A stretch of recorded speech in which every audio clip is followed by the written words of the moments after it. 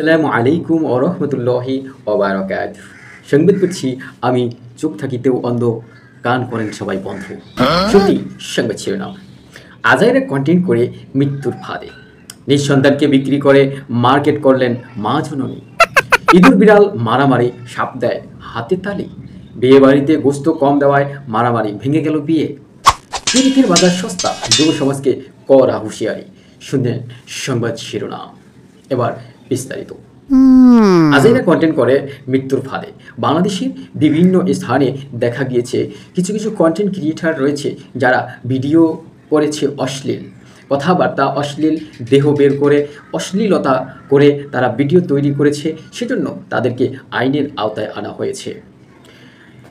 পরে আমাদের সংবাদকর্মী জানিয়েছেন তাদেরকে রিমান্ড দেওয়ার অনুমতি চাইছে। রিমান্ড দিয়ে তাদেরকে বোঝাবে যে অশ্লীলতা কাকে বলে, কন্টেন্ট তৈরিতে অশ্লীলতা নিষিদ্ধ, সেটা কেন তারা মানে নাই। এজন্য তাদেরকে কড়া হুঁশিয়ার দিয়ে বলা হয়েছে অশ্লীল ভিডিও যেন আর কখনো না তৈরি করে।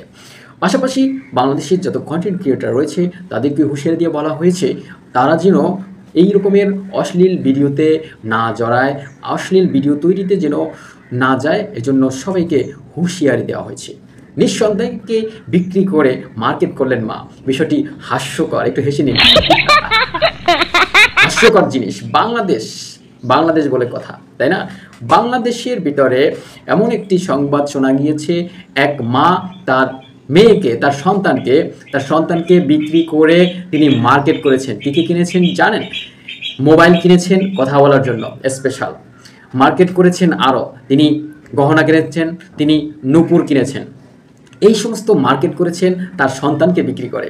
কি যে ভালোবাসা মোবাইলের প্রতি, সন্তানের প্রতি আর ভালোবাসা নেই, ভালোবাসা উঠে গেছে, এখন ভালোবাসা ওই মোবাইলের দিকে আর সাজগাছ দিকে। মেয়ে মানুষ বলে কথা, তাই না? এরকমের ঘটনা বাংলাদেশ না, বিশ্বেও শোনা যায়নি কখনো। তো পুরুষ তো করেই না, মেয়েরাও করে নাই বিশ্বের কোথাও, কিন্তু বাংলাদেশে এবার শোনা গেল সন্তানকে বিক্রি করে এরকমের মার্কেট করেছেন এক মা।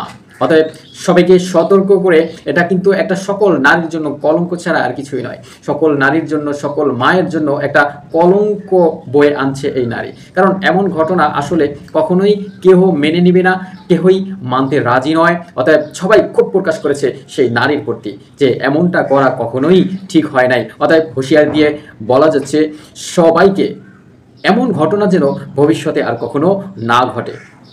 ইঁদুর বিড়াল মারামারি, সাপে দেয় হাততালি। কথাটি খুবই গুরুত্বপূর্ণ, কান খাড়া করে শুনবেন। ইঁদুর বিড়াল রাজনীতি করতে গিয়ে তারা মাঠে ঘাটে খুব হানাহানি দাপট দেখিয়ে চলছে। ইঁদুরও দাপট দেখিয়ে চলছে, বিড়াল দাপট দেখিয়ে চলছে। ইঁদুর এবং বিড়াল ফাঁকে ফাঁকে তারা যে যেমনি পারছে সে তেমনি করেছে।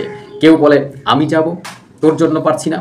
আবার ইঁদুর বলে বিড়ালকে, বিড়াল বলে ইঁদুরকে যে তোর জন্য আমি পারছি না। এমনটা করাতে মাঠে তারা হানাহানি, মারামারি, অনেক কিছু ঘটিয়ে ফেলেছে। এটা দেখে সাপ, তৃতীয় পক্ষ, যারা এখন মাঠে ঘাটে আসতে পারছে না, তারা ফুসফুস করছে, রাগে ক্ষোভ দেখাচ্ছে এবং হাততালি দিচ্ছে যে মাঠে যে দুটো আছে তারা কি করছে। অতএব সবাই যাতে হাসাহাসি না করে সেদিকে খেয়াল রেখে আমাদের চলতে হবে।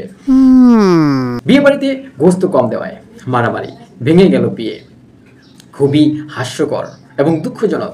বাংলাদেশের ভেতরে এমন একটি ঘটনা আসলে খুবই দুঃখজনক। বিভিন্ন জায়গায় এরকমের শোনা গিয়েছে যে বিয়ে বাড়িতে গোস্ত একটু কম দেওয়াতে সেখানে মারামারি লেগে গেছে। কেন গোস্ত একটু কম দিয়েছে, মারামারি লেগে গেছে। শেষ পর্যায়ে মারামারি, হাতাহাতি, সব কিছু তছনছ হয়ে গেল, ভেঙে গেল সেই বিয়ে।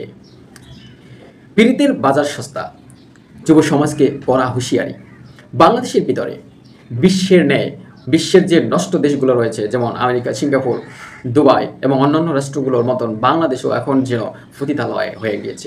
অতএব এখন এইভাবে চলতে থাকলে আমাদের সমাজের অবস্থাটা যে কোন পর্যায়ে গিয়ে পৌঁছাবে সেটা একমাত্র আল্লাহই ভালো জানে। তবে আমাদের দেখার দৃষ্টিতে যে পর্যায়ে পিরিতের বাজার সস্তা চলছে, সামান্য কিছু গিফট দিলেই সে হয়ে যায় সস্তা, সামান্য কিছু গিফট দিলেই সে কাছে এসে বসে, সামান্য কিছু গিফট দিলেই সে যা ইচ্ছা তাই করতে রাজি হয়। তো এমনটা সস্তা যদি হয়ে যায় তাহলে তো বিবাহ যে একটা বৈধ জিনিস সেটা তো উঠেই যাবে, সেটা তো দরকারই হবে না। কিসের বিবাহ আর কিসের, এত টাকা পয়সা খরচ করে কেউ বিবাহ করবে আর সেই বিবাহ করার ইচ্ছা, মন মানসিকতা কারোরই থাকবে না। কারণ যদি অল্প টাকা খরচ করে একটি মেয়েকে পাওয়া যায়, তাহলে সে কখনোই বিবাহ করতে রাজি হবে না, বিবাহর নামটা সে ভুলেই যাবে। অতএব আমাদের সবার সজাগ থাকতে হবে। আমাদের ছেলে মেয়ে, আমাদের ভাই বোন, আমাদের সমাজের যে যুবক যুবতী রয়েছে, সবাইকে সতর্ক থাকতে হবে এজন্য যে অপকর্ম যেন না হয়। প্রাইভেট পড়তে গিয়ে, স্কুলে কলেজে মাদ্রাসায় গিয়ে এখানে সেখানে যুবতী ছেলে মেয়েকে একা ছেড়ে দেওয়া যাবে না। যদি এমনটা করা হয় তাহলে অশ্লীলতা বেড়েই চলবে, বেড়েই চলেছে যে পরিমাণে, এটা আর চলতে দেওয়া যাবে না। অতএব সবাই সতর্ক থাকুন, সবাই ভালো থাকুন, সবাই কান সজাগ রাখুন, চোখ মেলে তাকিয়ে সবাই এটাকে রুখে দাঁড়ান।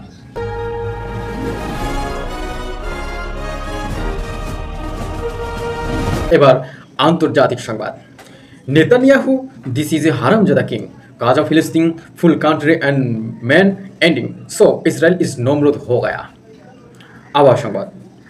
আকাশের অবস্থা বেশি ভালো না, যে কোনো সময় বৃষ্টি নামতে পারে, সবাই বাসায় অবস্থান করবেন। বাসা থেকে বের হলেই বিপদ হতে পারে, তাই 10 নম্বর সতর্ক সংকেত জারি করা হলো। আজকে সংবাদ এ পর্যন্ত। আল্লাহ হাফিজ। আসসালামু আলাইকুম ওয়া রাহমাতুল্লাহি ওয়া বারাকাতুহু।